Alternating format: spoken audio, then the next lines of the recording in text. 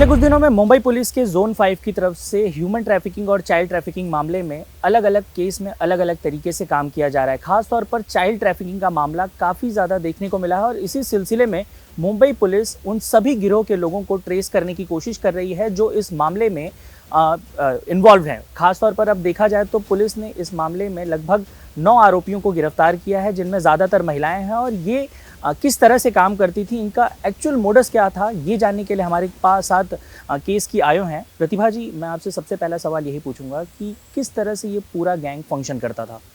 पहले तो किस तरह से यानी जिनको बच्चा देने का है ये एक दूसरे को जान पहचानते थे, तो बातों बातों में इनका पास ऑन होता था ये बात कि इनको बच्चा देना है, और सामने का जिसको बच्चा लेना है, जो कपल है जिनको बच्चा नहीं हो रहा है, वो कपल इनको बीच वाले लोगों को अप्रोच होते थे और फिर एक बच्चा दूसरी जगह पे इस तरीके से ट्रैवल किया जाता था।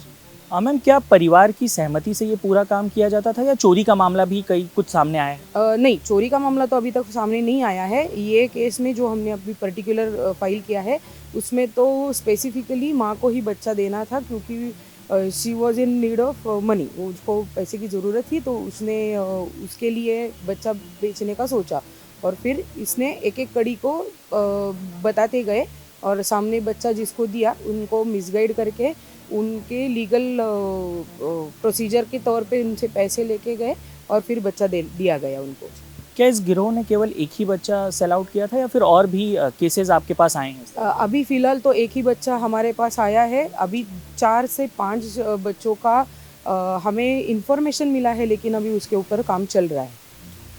मैं आपसे ये भी जानना चाहूँगा कि क्या ये गिरोह और लोगों से जुड़ा हुआ है? राज्य के अन्य हिस्सों में क्या ये फैले हुए हैं? क्या यही संख्या है या आगे इनमें गिरफ्तारियों की संख्या भी बढ़ सकती है? अभी तो फ़िलहाल गिरफ्तारियों की संख्या बढ़ सकती है, लेकिन ये हमारे पास जो केस फाइल हुआ है उसके तहत जो हमें लीड मिले हैं उसके ऊपर हम अलग अलग तरीके से काम कर रहे हैं।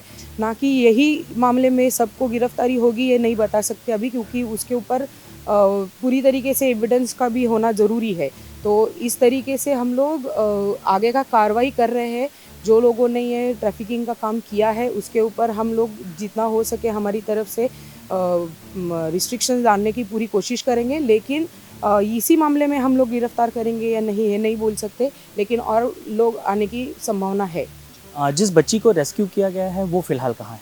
अभी फ़िलहाल जो रेस्क्यू की गई बच्ची है वो जो अपना बाल न्यायालय है उनके सामने पेश की गई है और हमारे ताबे में है। जो बाल सुधार गृह बोलते हैं उनमें हमने रखा है उसको टेक केयर करने के लिए।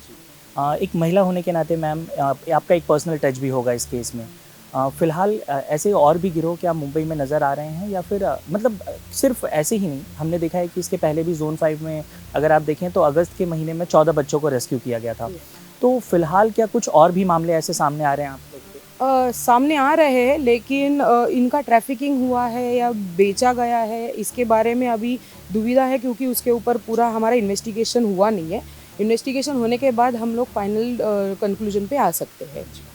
तो आप देख सकते हैं कि मुंबई पुलिस की तरफ से लगातार उन सभी बच्चों को रेस्क्यू किया जा रहा है जिनका चाइल्ड ट्रैफिकिंग या किसी भी तरह से इस तरह के लिंक है। खासतौर पर आप देखिए कि स्पेसिफिक मामले में कहानी कुछ इस तरह है कि महिला को पैसों की ज़रूरत थी। उसका पति जेल में था, भायखला जेल में था। रेलवे पुलिस ने उसे गिरफ्तार किया था और उस गिरफ्तारी के बाद 1 लाख रुपए के बेल बॉन्ड की ज़रूरत थी और ऐसा बताया जा रहा है कि लगभग 1 लाख रुपए में ही उसने अपने 3 महीने की बच्ची को बेच दिया। सास की तरफ से पुलिस के पास शिकायत दर्ज कराई गई और उस शिकायत के आधार पर जब लीड्स को आगे फॉलो किया गया तो राज्य के देश के अलग अलग हिस्सों से कई आरोपियों को गिरफ्तार किया गया, जिनमें कई महिलाएं शामिल हैं। और आगे ये गिरोह कौन, अन्य बच्चे हैं क्या, और भी लोग इसमें शामिल हैं, फिलहाल मुंबई पुलिस की टीम इसमें जांच कर रही है। चाइल्ड ट्रैफिकिंग का मामला जो मुंबई के माटुंगा से शुरू हुआ, यूं कहिए कि एक माँ की तरफ से अपनी बच्ची को उसका पति जो कि जेल में है उसे छुड़ाने के लिए बच्ची को बेचा गया। और उसके बाद जब ये मामला पुलिस के सामने आया, पुलिस के सामने ये मामला कुछ इस प्रकार सामने आया कि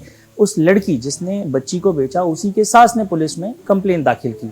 और उसके बाद जब ये मामला सामने आया तो पुलिस इसमें लिंक्स को जब उन्होंने जोड़ना शुरू किया तो पता चला कि इस मामले में कई और लोग इन्वॉल्व हैं, कई गिरोह के लोग भी इन्वॉल्व हैं और इसमें कई गिरफ्तारियां हुई। आपको बताएं लगभग 10 गिरफ्तारियां अभी तक कुल मिलाकर मुंबई की माटुंगा पुलिस की तरफ से की जा चुकी है। लगातार जांच की जा रही है और फिलहाल ये जांच किस दिशा में जा रही है, इसी की जानकारी देने के लिए हमारे साथ राजेंद्र पवार हैं, senior inspector Matunga police. Sir, सबसे पहले तो आपसे यही जानना चाहेंगे कि ये मामला किस तरह से संज्ञान में आया और कहाँ से आगे बढ़ रहा है फिलहाल। 11 दिसंबर को प्रमिला पवार नामक महिला ने पुलिस थाने में कंप्लेंट दिया कि उनके बहू ने 1.5 महीने का बच्ची बेंगलोर में बेची है। ऐसा खबर मिलने के बाद गुनाह दर्ज करके पुलिस स्टेशन की तरफ से 4 टीम तैयार किया और उनके बहू की चौकसी करने के बाद उसमें गुजरात, मिरज, उल्लासनगर, कर्नाटक उधर जाके उनको मदद करने वाले 10 आरोपी को गिरफ्तार किया और वो बच्ची को रेस्क्यू कर दिया। सर, इस मामले में कई लोगों के नाम सामने आ रहे हैं, खास तौर के एक नदाफ नाम के व्यक्ति को आपने गिरफ्तार किया है, उसकी क्या भूमिका है? वो नदाफ करके मेन आरोपी है, वो एजेंट है इस चेन में और वो सब एक करता है। क्या बैकग्राउंड है सर इसका? जैसे हमें पता चला था कि वो पहले ड्राइवरी का काम करता था, फिर 3 साल पहले उसने काम छोड़ दिया। इस मामले में नदाफ क्या उसकी भूमिका किस तरह से स्पष्ट होती है? नदाफ का बहुत 2-3 राज्यों में नेटवर्क है और उनको जैसा सामने से मांग आती है वो उनके जो मदद करने वाले, बेचने को मदद करने वाले, उनको वो सब खबर देता है और उसी हिसाब से वो बेचता है। अब तक कितने बच्चों को सर रेस्क्यू किया जा चुका है और फिलहाल उनकी जो कीमत थी वो किस आधार पर लगाई है? अभी तक एक हमारे केस के बच्चों का रेस्क्यू किया और उन्होंने 5 बच्चे बेचे हैं। वो उसके लिए इन्वेस्टिगेशन जारी है और वो अंदाजे 2.5-3 लाख में बच्चा बेचता है। हाँ सर, माटुंगा में जो मामला सामने आया उसमें बच्ची दादर की है, अन्य जो मामले हैं वो कहाँ के? औरंगाबाद का है और गुजरात का है। इस मामले में फिलहाल पुलिस की जो लाइन ऑफ इन्वेस्टिगेशन है सर, हम देख पा रहे हैं क्या किसी गिरोह के भी होने का संदेह है? क्या बच्चों का जो इस्तेमाल है वो केवल इस तरह से, जैसे देखा जाए तो जिनके बच्चे नहीं हैं उन्हें देने के लिए या किसी गलत काम के लिए भी उपयोग में नहीं? जिसको बच्चे नहीं उनको देने के लिए तरीका अपना रहे हैं। जिन परिवारों को सर बच्चा दिया गया उनका क्या बैकग्राउंड है? जैसे इस केस में जिन्हें दिया गया उनका, जैसे अगर हम बैकग्राउंड देखें तो हमें ये भी पता है कि उन्होंने जैसे एक नॉर्मल किसान बैकग्राउंड से आते हैं, कई बार उन्हें जानकारी नहीं होती कि ऑफिशियल तरीके से कैसे लिया जाए। तो आप क्या आह्वान करेंगे कि ये जो तरीका है, जो इनलीगल तरीके से बच्चों को अडॉप्ट करने की बात कही जाती है, उनकी तरफ से भी गुमराह किया जाता है, किस तरह से देखते हैं?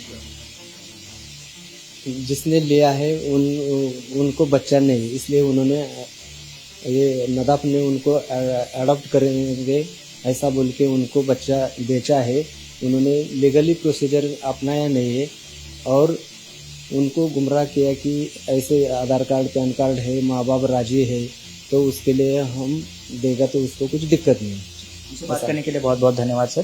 देखिए, इस मामले में समझना होगा कि परिवार को कई बार बिचौलियों की तरफ से ये बात कही जाती है कि आपको ऑफिशियल तरीके से बच्चा दिया जा रहा है। कई बार वो उतने पढ़े लिखे नहीं होते हैं कि इस पूरे मामले को समझ पाएं, कई बार वो पढ़े लिखे भी होते हैं, कई बार ऐसे मामले भी सामने आते हैं कि वो लेंदी प्रोसेस जो होता है खास करके अडॉप्शन का, उससे बचने के लिए इस तरह के जो हथकंडे हैं अपनाते हैं। हालांकि हर केस अलग अलग तरीके से फंक्शन करता है। इस केस में फिलहाल पुलिस की लाइन ऑफ इन्वेस्टिगेशन जिस तरह से आगे जा रही है, अब देखना ये होगा कि और कितनी गिरफ्तारियां होती हैं और ये चेन कितनी लंबी है। कैमरामैन संतोष ड्यूटे के साथ साकेत राय, इंडिया टीवी, मुंबई।